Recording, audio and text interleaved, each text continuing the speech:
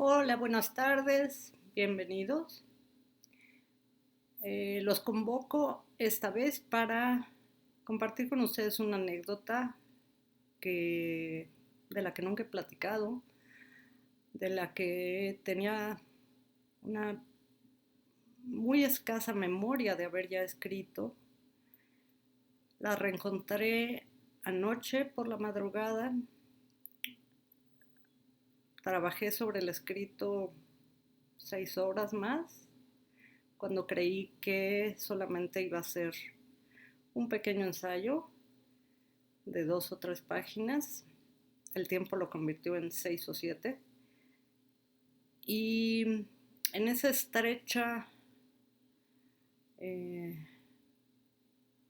espacialidad en la que está confinada esta historia, y creo que de alguna forma estoy confinada yo, me di cuenta que es necesario, quizá urgente, dejarlo ir. Esta será la forma y este será el día. Sobre el día en que dejé ir el espejo. Empecé a vender cosas por desesperación. Uno de esos días de aquella dura y pronto desastrosa racha, llegó a la casa una mujer y su hija con la intención de comprar un pequeño frigorífico que años antes me habían regalado mis padres para poder sobrevivir al reposo casi absoluto que pasé aislada en el tercer piso durante los 6 o más meses en recuperación de la primera cirugía. Después de abrir la puerta y subir los 3 niveles hacia el fabuloso espacio que ya había convertido en mi apartamento, aquella mujer de pelo negro entintado, demasiado oscuro, demasiado lacio, demasiado largo, revisó el pequeño frigorífico y muy pronto decidió que no lo quería. A mi entender, en ese momento se equivocó en no concluir la compra de lo que aparentemente le había llevado a mí. Era un excelente frigorífico, casi nuevo, de una de las más antiguas y reconocidas marcas de electrodomésticos, funcionando al 100% y fabricado con materiales que todavía estaban producidos con la intención de durar. Pero ella creyó que era más viejo de lo que le dije. Noté indistinta la sombra de desconfianza que parecía transformar su mirada con excesiva regularidad, pasando por sus ojos, también oscuros, oscurecidos de negro, mientras yo le contaba la historia en desuso del aparato. Supongo que tampoco quiso creer que el aparato estuvo cerrado, apagado y almacenado durante 12 años, 9 de los cuales yo viví en la franca esquina izquierda de la República, mirando el Pacífico tan cerca que de haberlo querido hubiera podido meterme entre su oleaje a diario. La oscurecida mujer también dudó sobre el hecho de que solo lo utilicé en total un periodo intermitente de 9 meses, sumando la recuperación de la segunda cirugía, cuando no podía ni subir ni bajar un escalón.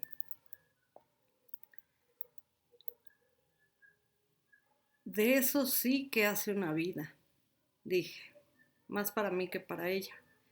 Me pareció que al escuchar esa frase, en uno de los poquísimos momentos en los que me miró directamente a los ojos, momentos que habíamos logrado compartir como estancado en un tiempo, otro, durante el que me pareció, finalmente creyó en la posibilidad de que estuviera contándole a una extraña una parte de la más difícil de mi vida. Sigo pensando que al menos en esos instantes creyó todo lo que hasta ese momento le había dicho, atisbando el desterrado cansancio que lucía en mis palabras, traslucía, a pesar de mis mejores esfuerzos por encubrir la desesperanza que en ese momento de lleno me habitaba, por un débil pero insistente impulso energizado por sentido de la urgencia de aquel presente. Desalentada por descartar la compra del pequeño frigorífico, revisó la habitación y a lo lejos detectó un largo y esbelto espejo de cuerpo completo. No pasó ni un minuto desde que eliminó en su mente y su falsa historia sobre la urgencia de conseguir un pequeño refrigerador, hasta que me preguntó cuánto costaba el espejo. Su pregunta, pero más su rápida detección del cuerpo que absorbe y emana reflejos, me tomó por sorpresa. Dudé un poco y tratando de mantener la velocidad de su andar, le dije una cifra muy, pero muy baja, a la que accedió de inmediato. Una cifra tan baja de la que tomé conciencia hasta un par de horas después de que la mujer y su hija habían cargado de bajada los 3 pisos con el increíblemente pesado espejo vertical, ahora horizontal, como se carga algo sacrificado, aprisionado. Si bien muy eficientemente transportado entre los brazos de ambas, con suma rapidez hasta colocarlo en la parte trasera de su negra camioneta.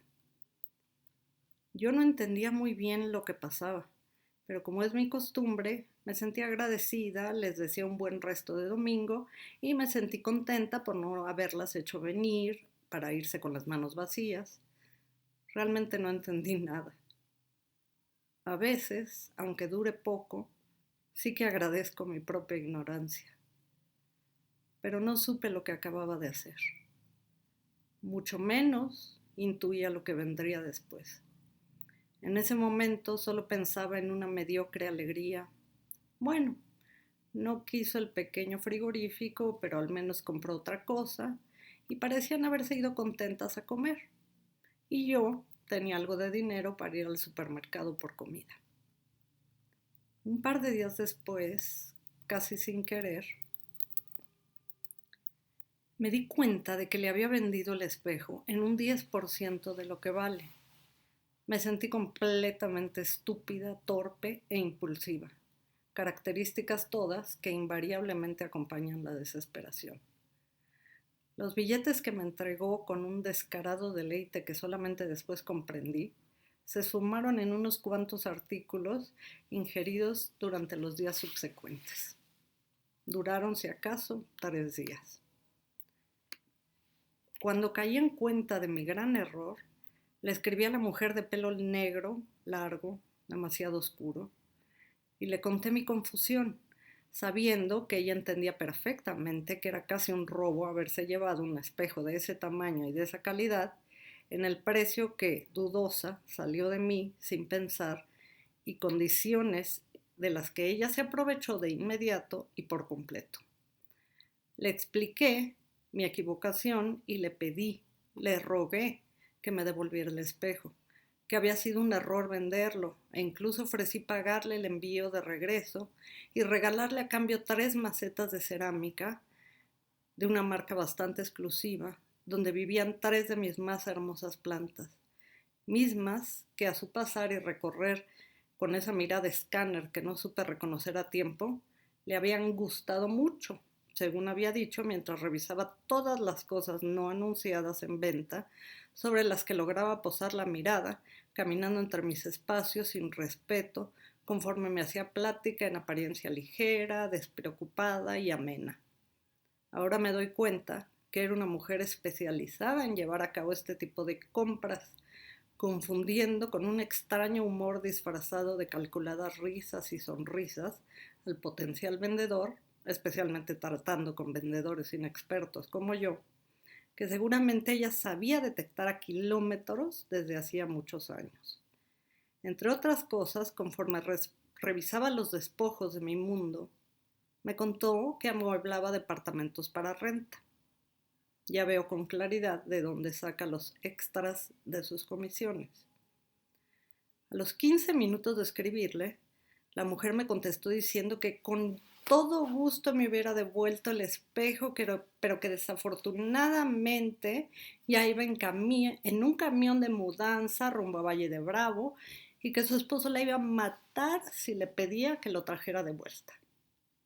Explicación que supe de inmediato era una mentira, pues cuando estuvo ahí me dijo que el espejo le iba a quedar de maravilla en su apartamento ubicado en Interlomas. Detalle del que evidentemente ella ya no se acordaba y que muy posiblemente también era mentira. Fue así como le casi regalé el único espejo de cuerpo entero que he tenido a una profesional del arte del engaño. Pasaron 4 noches y cada una soñé con distintas escenas que involucraban a mi padre con ese espejo. Recuerdo viéndolo anudarse la corbata por la mañana frente al espejo cuando yo apenas iba al kinder. Otra noche lo vi reflejado con un traje impecable de lino gris claro y un botón de rosa blanca en la solapa, probando aquello que días después portaría al caminar conmigo hacia el altar. Otra vez apareció abrochándose la chamarra y los guantes negros de piel para irse a andar por las calles de las lomas los domingos tranquilos, en su hermosa motocicleta de colección. En ese recuerdo, sus ojos brillaban con una luz especial. Yo sabía, en el sueño, que ese brillo daba cuerpo a la suma de todas las carreras de campo y en ciudad que ganó cuando adolescente, rodando una moto casi idéntica a la que muchos años después logró recuperar y restaurar en total integridad pieza por pieza, todas adquiridas y enviadas por un coleccionista de alguna ciudad alemana. Un sueño tras otro se sucedieron entre mi padre, yo y su imagen en ese espejo, hasta que en la última noche de ese pasado me acordé cuándo y cómo me lo regaló. Mi padre murió, y no fue sino hasta aquella noche cuando me acordé que ese espejo que vendí por una miserable suma de dinero me lo había regalado como un legado de momentos importantes. Mi padre siempre tuvo una memoria magistral, verdaderamente envidiable. Y hasta ahora entiendo que lo que me regaló no fue solo un espejo, sino todos los recuerdos guardados dentro. Desperté y lloré en silencio, lentamente, sin tregua, desolucionada, llorando como se llora cuando se pierde el destino. Me acordé de Alice, aquella hermosa niña llamada Alice Liddell, pequeña amiga de Lewis Carroll, en quien se inspiró para escribir sus fabulosas historias, Alicia en el País de las Maravillas y Alicia al otro lado del espejo. Pensando en la locura que en el andar de sus narraciones no puede sino habitar al otro lado de un espejo. Me pregunté si no estaría yo ya de ese otro lado del espejo, habiendo justamente perdido la superficie reflejante de una vida de recuerdos en cuestión de un segundo. ¿Es posible que esté escribiendo estas exactas palabras desde dentro o detrás o del otro lado del espejo? Como si habiendo sido absorbida por una fuerza centrífuga invisible, inevitablemente aspirada por la fuerza de gravedad que de él emanaba. Quizá, en un rayo de cálida luz refractado y esperanzador, pensé que podría ser también que fuera yo quien había absorbido el cuerpo del espejo, o detrás del espejo, y cada una de sus historias, cada uno de sus instantes en reflejo.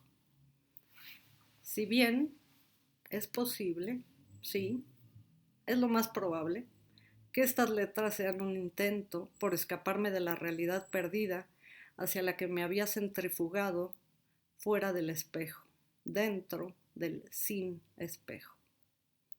Era como si un tiempo pasado buscara mostrarse entre imágenes sospechosamente nítidas en un espejo inclinado.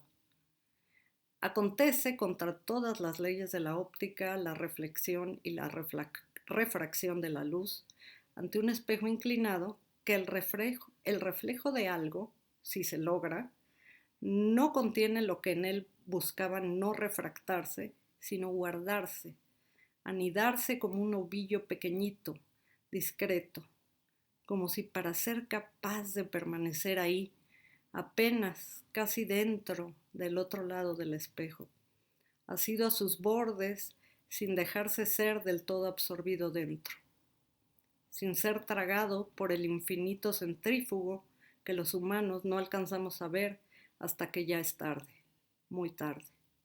Ciertamente solo un conejo pendiente de un reloj de bolsillo sabría reconocer cuándo ya hubiera sido demasiado tarde.